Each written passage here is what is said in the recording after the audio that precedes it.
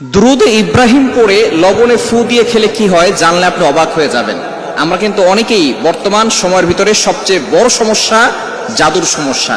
Black magic, জাদুটোনা, কুফরি কালাম আমাদেরকে ঘিরে ধরেছে।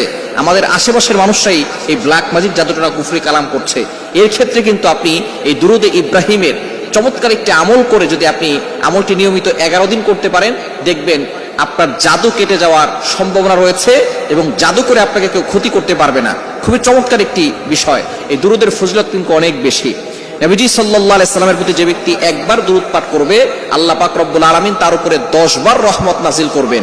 তার উপরে আল্লাহ পাক রব্বুল আলামিন 10টি গুনাহ মাফ করে দিবেন। শুধু তাই নয়, তার উপরে আল্লাহ পাক রব্বুল আলামিন 10টি মর্যাদা দান করবেন। সুতরাং দুরুদের অনেক ফজিলত রয়েছে।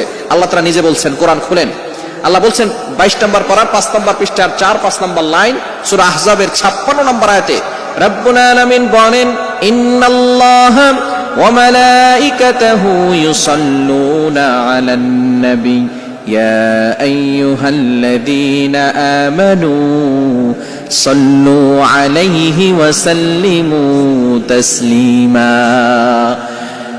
নিশ্চয় আমি আল্লাহ এবং আমার ফেরেশতারা নবীজি সাল্লাল্লাহু আলাইহি সাল্লামের প্রতি দুরূদ পাঠ করে। আল্লাহ নিজে বলছেন, ইন্নাল্লাহ, নিশ্চয়ই আমি আল্লাহ। আল্লাহ নবীজির উপরে দুরূদ পাঠ করে মানে আল্লাহ তাআলা নবীজির উপরে রহমত নাজিল করেন। ফেরেশতারা দুরূদ পাঠ করে মানে ফেরেশতারা নবীজি সাল্লাল্লাহু আলাইহি সাল্লামের উপরে রহমতের দোয়া করেন।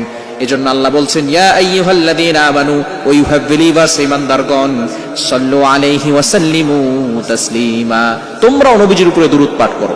নবী সাল্লাল্লাহু আলাইহি সাল্লামের উপরে দুরূদ পাঠ করা অত্যন্ত ফজিলতপূর্ণ একটি বিষয়। বর্তমান জাদুটোনা, কুফরি কালাম আমাদের সমাজে অনেক বেশি হয়ে যাচ্ছে।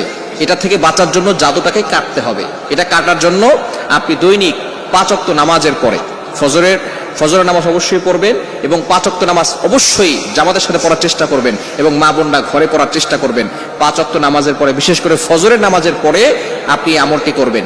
দুরূদ শরীফ, প্রথমে ইস্তেগফার পড়বেন 3 বার, এরপরে দুরূদ শরীফ পড়বেন 3 বার, এরপরে আয়াতুল কুরসি পড়বেন 1 বার, তারপরে সূরা ইখলাস পড়বেন 3 বার, সূরা ফালাক পড়বেন 3 বার, সূরা নাস পড়বেন 3 বার। পড়ে এরপরে আপনি সামান্য পরিমাণ লবণ নেবেন।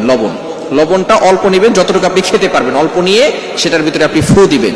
ফু দিয়ে এটা আপনি ওই লবণটা আপনি খেয়ে ফেলবেন যতটুকু আপনি খেতে পারবেন। এটা ফজর নামাজের পরে করবেন আর রাতে ঘুমানোর আগে করবেন। এই 2 বেলা আমল করবেন, ফজর নামাজের পরে আর রাতে ঘুমানোর আগে। যদি আপনি এটা করতে পারেন, তাহলে যদি কেউ আপনাকে জাদুটোনা করে, টানা 11 দিন করতে পারলে কেউ যদি আপনাকে জাদুটোনা করে, সেই জাদুটোনা কেটে যাবে ইনশাআল্লাহ। এবং নতুন করে যাতে করে কেউ জাদুটোনা করতে না পারে, ব্ল্যাক ম্যাজিক করতে না পারে, এজন্য 5 ওয়াক্ত নামাজের পরে আপনি আয়াতুল কুরসি, 4 কুল, সূরা বাকারা শেষ 2 আয়াত এগুলো